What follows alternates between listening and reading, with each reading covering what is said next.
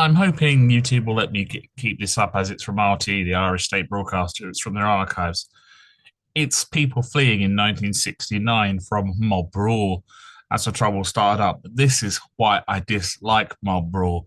Whether it's Catholics persecuting Protestants or Protestants persecuting Catholics, or anyone who attempts to create scapegoats and engage in it. There's no sound on about the first 40 seconds of this, but keep watching.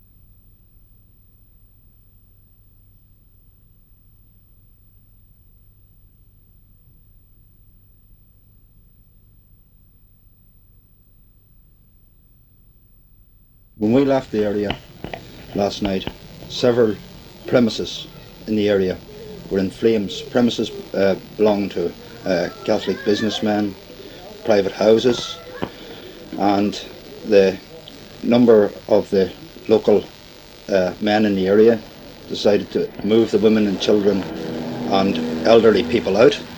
And when they were being put into the vans and private cars, which was to take them into another district for safety, they were being sniped on from the top of a local mill.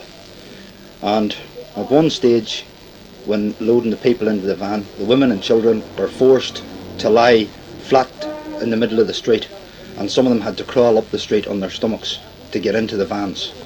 The police made no attempt whatsoever to remove the sniper, and at one stage the sniper was actually pointed out to them, and the reply was, well, we can't do very much about it. Well, your wife was expecting a baby. She was.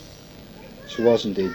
The baby was due last Friday, and she was due to go into hospital this morning actually. If it hadn't arrived by today, she was due to be taken into the hospital anyway. Now, when were these regular police? Those were regular police. Regular police.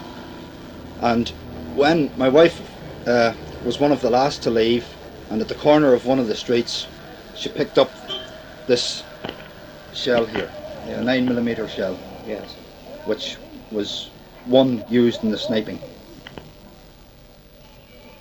And they were very, very fortunate to get out, and even when they were put up into a refuge centre in Belfast, they